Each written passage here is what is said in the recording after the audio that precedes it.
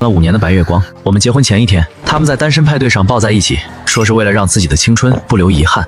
我立刻退婚。不就是吃了一顿饭吗？你至于这样？既然青春这么念念不忘，那就祝你们百年好合。现在你自由了，明天就要结婚了，我再三确认婚礼流程。花瓣全用玫瑰，切记不能有百合和桔梗。倩倩对这些过敏，定制了高跟鞋鞋垫，在车里放个备份。明天倩倩迎宾要站好几个小时，我怕她脚疼。小蛋糕准备好了吧？听说结婚新娘子一天都吃不到东西，我想让她化妆的时候吃点是动物奶油的吧？植物奶油不好消化。全部得到了肯定的答复后，我重重的松了一口气，关上房门，躺在床上，听着门外的欢声笑语，盯着贴着大红喜字的窗户，又激动又兴奋。西西这个时候在干嘛呢？我摸出手机给西西发了条微信，她没有回我。刷朋友圈时看到她闺蜜更新了一组9宫格自拍，姐妹明天结婚，今晚最后疯狂一次，青春不留遗憾。前8张都是西西和姐妹团的玩闹照片。我笑笑，现在还在玩，明天我背她出门的时候，她说不定都没睡醒。滑到最后一张，眼前一黑，好像一记重锤狠狠砸在后脑勺上，半天缓不上气来。那是一张男女的亲密合照，西西上身后仰着，一只手撑在桌上，眼神迷离，红唇微起，离他鼻尖不足1指的地方有个男人的侧脸，正目不转睛地盯着他，回忆同样深情的目光。他们呼吸相吻，嘴巴只有不到1寸的距离。照片的下面，男人的双手紧紧箍住西西的腰肢，在红色灯光的渲染下暧昧至极，像极了都市狗血爱情剧的宣传海报。这个男人我没见过，但我知道是谁，傅延川。林西西喜欢了5年的白月光，从高中到大学，以前坦白举，交代各自情史。林西西只说她有个追了很久的学长，其他细节含糊带过，所以我并不在意，只当作是学生时代的怦然心动。白月光又如何？现在陪在你身边的可是我。如今这张照片像一颗子弹击穿了我的胸膛，心脏一阵一阵的绞痛。林西西的脸在我眼前慢慢扭曲，掌心传来剧痛，我这才发现，不知道什么时候，金属手机壳的边角已经割破了我的手掌皮肤。我如梦初醒，再看那条朋友圈已经被删除了，连忙给林西西打电话，没人接，换成那个闺蜜接了。我开门见山：你们在哪儿？在吃饭呢，有什么事吗？把地址给我，那个男的还在吧？那边沉默，我听到林仙系的声音：到你喝了，和谁打电话呢？工作上的事，不和你说了，手机快没电了。1万块钱。你这是干什么？你拿我当什么人？3万加上那个男的所有信息。那你可不能说是我透露出去的。很快，手机的提示音响个不停，里面有林西西的微博小号。我点进主页，发现她跟得很勤快，吃了什么，去哪玩，看了什么书都要发一条，每条下面都有傅延川的留言。天冷了，给心爱的人织条围巾吧。围巾已经收到，可是他在家，我没办法去取。哼，不要就算。那是一条蓝色的围巾，是林西西去年送我的生日礼物，她号称织了2个月，把我感动坏了。我连忙翻出围巾，在我名字的旁边，果然看到了没拆干净的针脚，隐约可以猜出是一个川字。亏我当时还以为这只是他记忆不精，原来是傅延川不要了，才轮到了我。今天去寺庙许愿了，佛祖保佑。许的什么愿？说来听听。你最想干的事情？去撒哈拉沙漠看星星。好聪明，奖励你亲我一下。我心念一动，想起在一起3周年的时候，我们在寺庙祈福挂签。我会好好爱站在我旁边的女孩子，请所有神明见证。想和心爱的人一起去一趟撒哈拉沙漠看星星。后来我几次3番邀请他，他总是推脱说累。原来不是不想去，只是我不配。情人节那天，我因为病倒在酒店，无法陪林西西过节。他和我生了好久的气，我哄了1周才哄好。可是我翻到了他这天的动态，一张和傅延川的对镜接吻自拍，背景是我家卧室。爱情从来奋不顾身。微博提示我有更新，我下拉刷新，看到林仙系更新了一条动态，是他和傅延川抱在一起的照片。和青春的星星做个告别吧。希望他能好好善待你。再点进林西西的大号，主页挂着我们的结婚照，还是岁月静好的样子。我气得浑身发抖，恨不得杀了这对狗男女。这时林西西终于想起了我这个正牌老公。我刚才睡着了。我不敢想，他曾这样骗过我多少次。有个事情想和你商量一下。什么事？就是我初恋听说我们结婚，想约我出去吃个饭，就吃个饭也不干嘛，半个小时叙叙旧然后就回家，我能去吗？你去啊，有本事你去啊，那就不要回这个家了。你今天去，明天我就跟你去离婚，日子别过了，你去找你的初恋去吧。原来你也知道这样是不对的，可为什么到你这里就是可以的呢？知道了，我不会去的。你呢？如果你的白月光找你，你会去吗？过了好一会儿，林西西才说：你在说什么？当然不会，我们都好多年没见了，我都快忘记他的样子了。是吗？日思夜想的人也会忘记吗？那不如我帮你回忆回忆吧。到处找不到你人，原来你躲在这里，去吃晚饭啊！一桌人等你一个呢。新郎官，我抬头刚想让他先去，就看到他的表情巨变。你怎么了？眼睛这么红？我打开手机，看到自己满脸充血，额头上的青筋已经暴起。我先不去了。我的声音颤抖得不成样子，根本控制不住。兄弟们被发小的声音吸引过来，纷纷围过来问我情况。先让我一个人静一静，把门关上，就说我睡着了。对了，别告诉我爸妈。在座的都是从小玩到大的，都知道我的脾气。闻言照做。门关上的一刹那，汹涌的苦楚几乎将我溺毙，心脏撕心裂肺的疼。过往的一幕幕像电影在我脑海中闪回。原来你一直在陪我逢场作戏，原来我的信任是你的玩具，原来在我们相爱的瞬间，一直藏着别人的影子。我像具行尸走肉，在床上躺了半天，一直到东方渐渐发白，我才恢复了一点力气。床头的婚纱照提醒我，今天是我大喜的日子。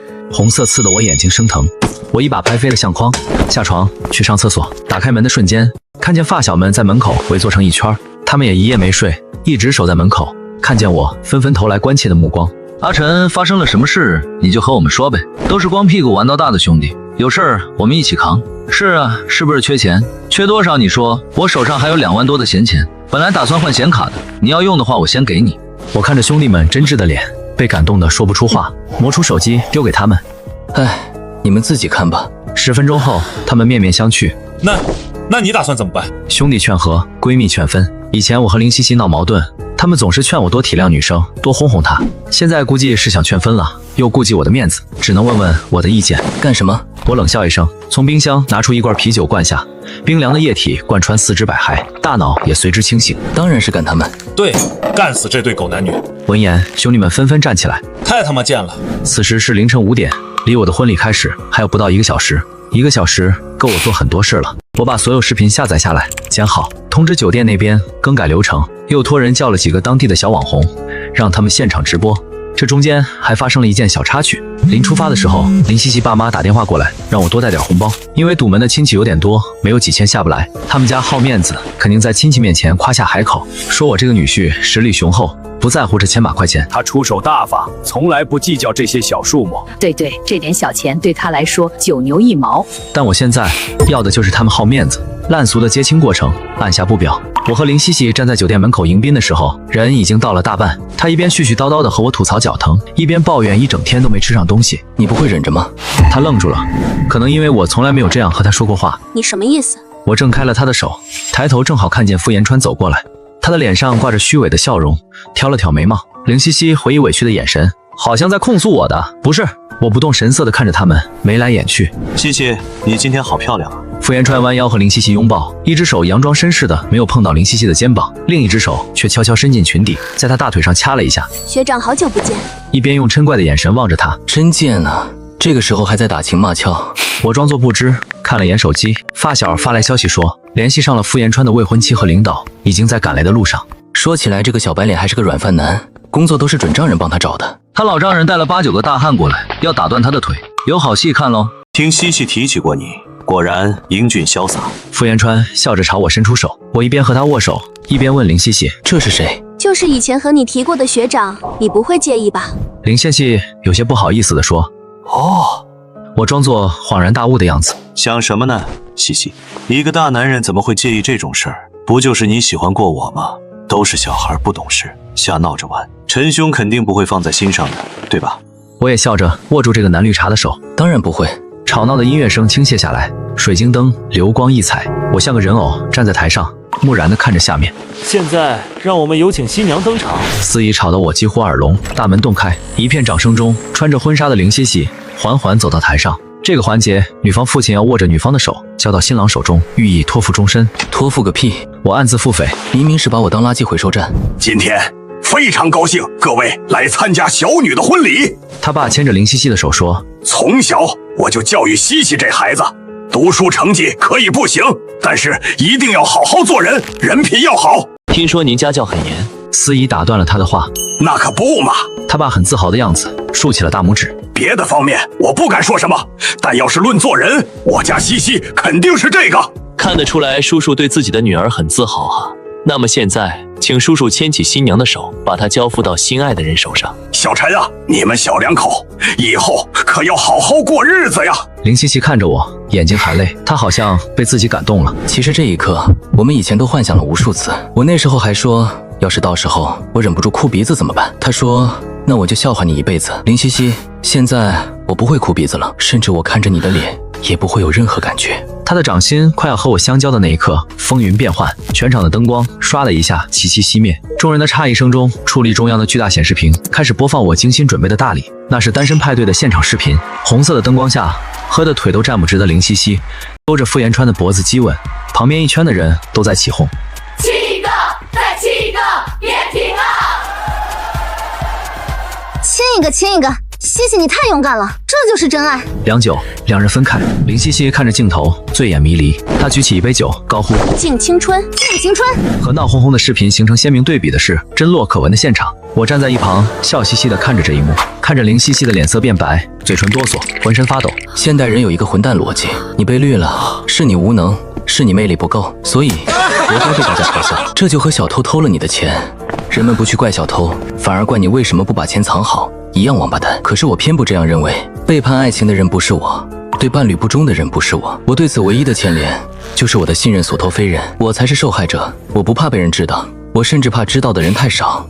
把这个关了！林西西终于说出了一句完整话，没有人理他，他看着我，眼泪一颗一颗的往下掉。把这个关了，好不好？台下两个发小架着傅延川上来，我主动退到一边，把林仙西身边的位置留给他。敬青春。我举起香槟，敬青春，7、8个发小也高举酒杯，热烈回应。敬爱情。我和视频中的林献喜异口同声，敬爱情。伴郎团发出震天彻地的回应，祝他们百年好合，百年好合。兄弟们磕开酒瓶，一股股黄色的液体浇了他们一身。这就是你教出来的女儿吗？司仪笑道，在新婚前一天和别的男人不清不楚，果然是好家教。这一声像油锅里浇了废油，台下轰的一下炸开了锅，人们三言两语的说闲话。我的老丈人终于反应过来，一巴掌抽在林欣熙脸上。你个不要脸的东西！林欣熙捂着脸，红着眼睛低下了头，一句话都不敢说。他把3步并作2步走到我身边，小声问道：“小陈啊，是我们家对不起你，但是当着这么多人的面，能不能？”打断他的是一阵纷乱的脚步。狗东西，你还骗我在加班！人未到，一个尖利的女声就已经响彻全场。只见一群大汉乌泱泱的冲过来，为首的是一个高挑的女生。她怎么来了？我走到她身边，帮她整了整衣领。是我邀请你老婆来的，你一个大男人不会介意这个吧？傅延川笑得比哭得还难看。我话音刚落，一个高跟鞋就精准地命中他的额头，然后是一耳光。狗男人，你吃我的用我的，花着老娘的钱，还敢出轨！他老婆回头看了一眼林西西，就找了这么一个玩意儿。现在的林西西妆都哭花了，2条黑色的眼影挂在脸上，看上去确实不怎么样。臭狐狸精！他老婆高高抬起手，准备抽一巴掌，突然转向我，用眼神征询我的同意。我撕掉了新郎的领花，对他做了个请便的手势，跳下了台。于是他再无顾忌，啪的一声，清脆响亮，离婚。他老婆撂下这句话后，转身就走。傅延川急了，跪下来抱住他老婆的腿。别呀，我错了，老婆，我们不能离婚。傅延川，放开我！他老婆猛踢他的狗头，但傅延川怎么也不肯松手。做出这种事，还想我跟你接着过日子？都是他勾引我的！傅延川指着林西西大骂，都是这个贱女人的错，我只是一时鬼迷心窍，老婆。林西西僵在台上，表情呆滞。我的老丈人不知道什么时候跑掉了，台下的亲戚对着他指指点点，几个小网红举着手机凑到他面前，给他拍了个特写。家人们，就是这个女的，现在她老相好也不要她了。林西西的身子微不可察地颤了一下，我一时百感交集。以前她掉一滴眼泪，我都要心疼半天，现在关我什么事？我将剩下的半杯香槟一饮而尽。倒酒的时候，对上了林西西的眼神，他正被傅延川拉着和其老婆解释。你快说呀，快说是你先勾引我的！林西西一言不发，傅延川使劲按他的头，要把他按下去磕头的样子。就在低头的瞬间，林仙喜看向了我，眼神无限哀怨，好像在等我救他。我朝他遥遥举杯，敬青春。后面的事情我就不清楚了，因为7、8个壮汉把傅延川拖到了车子上。他老丈人发了毒誓，说今天不把你屎打出来，算你拉得干净。林西西哭着跑回了家，连裙子都烂成一条一条的。朋友圈和各种微信群疯转今天的小视频，在我们这个小地方，看这个也算一个人尽皆知的大新闻了。至少几年内，林西西会一直挂在本地红娘的黑名单里。我看着满地的狼藉，长出了一口气。带着发小们找了一个清静地方，接着喝酒。今天这事儿太爽了，我好久都没这么爽过了。是啊，哥几个多少年没打过架了，刚才趁乱我也上去踹了那男的几脚。那男的一看到他老婆都怂成什么样了，真不明白林欣欣看上他什么了。热闹的气氛忽然凝滞，好几个发小去拽超子的胳膊，提醒他不要提我的伤心事。但是这小子喝多了，大着舌头，越说越上头。我们老陈哪点比不上那个小白脸？要颜值有颜值，要事业有事业，关键是人家还疼老婆，怎么就瞎了眼呢？超子旁边的人举起酒杯堵他的嘴。行了，你少说两句，没人拿你当哑巴。怎么？我说的不对？我们陈江从上学的时候就老有女人缘了。什么女人缘？我疑惑。就那个小雨，你记得吗？喜欢你老久了。宋小雨。我眼前忽然出现一个短发的清秀女孩形象。胡说八道，那是我铁哥们。宋小雨和我孽缘不浅，我们从小学就是同学，一直到高中都在一个班。虽然是女孩，但是她的性格很好，大大咧咧，一点都不娇气，所以和我们很玩得来。平时逃课、打球、去网吧都会叫她一起。超子说他喜欢我，那肯定是扯淡的。我们之间一直纯洁的不得了。稍微有点异常，也就是高中那次。有一天晚上，他给我发消息说他爸妈不在家，一个人在家害怕。你别跟个娘们似的，你一个喝酒整瓶吹的人，还能怕鬼咋的？我就是害怕。当时我在等七龙珠更新，还有1个小时，孙悟空就要和比克大魔王干架了，我哪有心思管这些？害怕就干2瓶白的，睡过去就不怕了。陈江，你是不是从来不把我当女孩子呀？说完就把电话挂了，听语气好像有点生气了。我觉得他可能是真害怕，赶紧下楼，骑个车就往他家冲，整整骑了半个小时，到他奶奶家，把他奶叫醒了，带着奶奶上他家。别怕，我把你奶调过来了。奶奶伸出手，乖孙，奶奶抱抱，不怕不怕的。宋小雨幸福坏了，半天说不出一句话。我觉得自己这事儿干得还挺漂亮的，不知道为什么他有1个多月没理我。这么说，我还想起来一件事儿，还是高中，我被老班选去参加校运会1000米长跑。为了拿个名次，我每天放学后都要留在操场练好久。有一天，宋小雨就说他来陪我练，我比他高1个头，平时和我走路都要小跑才能跟上，怎么可能陪我跑？我不信，他自告奋勇让我晚上去体育馆等他。结果好家伙，那天晚上他换上了白色长裙、小皮鞋，还卷了头发。我当时就傻掉了，说你这个装备怎么可能跑过我？果不其然，不到1分钟他就被我甩得没影了。你多牛逼啊，把人家甩了3圈多。超子彻底醉了，歪倒在椅子上。他回头和我们说，你脑子就跟木头一样。我叹了口气，我现在知道错了。错哪儿了？她毕竟是个女生，还穿着裙子，跑起来风阻大，而我用那双亚瑟士跑鞋有点胜之不武，我应该让她的。超子差点被酒呛死，指着我的食指都在抖。小雨说的一点没错，你就是根木头。行了行了，差不多到点了，各回各家各找个妈吧。几个人互相搀扶着打车，我一个个送出去。临了和最后一个兄弟说，我打包2个菜当早饭，你先走。然后折返包厢，门关上的一刹那，巨大的空虚和痛楚铺天盖地地卷过来，我终于装不下去了，心脏疼得像是要裂开。怎么可能一点事儿没有呢？这可是整整3年的感情哟，今天不是挺威风的？一个娇俏的女声传来，原来都是假的呀，其实还是伤心了吧？我抬头看到一个长发垂腰的女孩正饶有兴趣地看着我，她穿着一件米白色的毛衣，皮肤很白，俯身的时候有一股淡淡的香味儿，化了妆，清秀的五官让我有点眼熟。宋小雨，哟，不错嘛，还记得我呀？她笑，还算你有点良心。你怎么来了？超子和我说你肯定躲在酒店哭，我来看热闹。我才没哭。那这是什么？他伸手擦了擦了我的眼角，从白的指头上多了一滴饱满的眼泪，一股热流窜上了我的脸，我只觉得浑身发烫。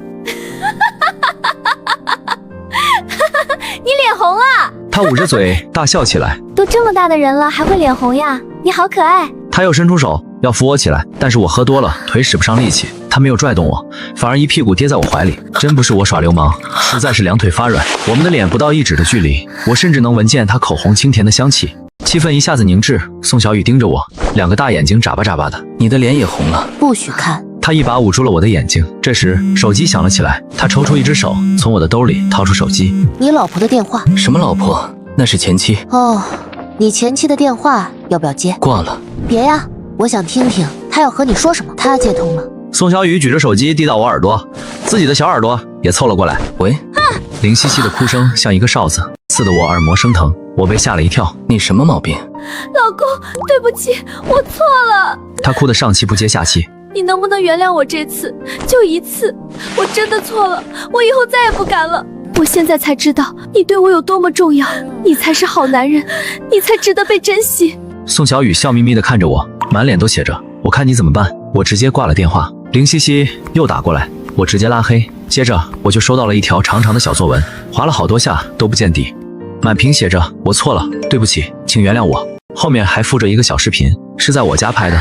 林西西穿着围裙做了一桌子菜，他爸对着镜头露出讨好的笑。小陈呐，已经很晚了，怎么还不回家呀？我翻了个白眼，一阵无语。哇，好丰盛。宋小雨凑过来看，发丝挠得我的脸痒痒的。我也想吃。好啊，我现在就带你去吃，你敢不敢？那到时候你要怎么解释我们俩的关系呢？他看着我，眼睛里光芒闪烁，笑得像只小狐狸。我们边走边聊，聊过往，聊同学，聊分开以后发生的各种事。学校小卖部的老板和老板娘离婚了，你知道吗？就那个守在烤肠机旁边，多抹点酱就瞪你那胖子，听说出轨了一个食堂阿姨被抓住了，狗血吧？还记得小周吗？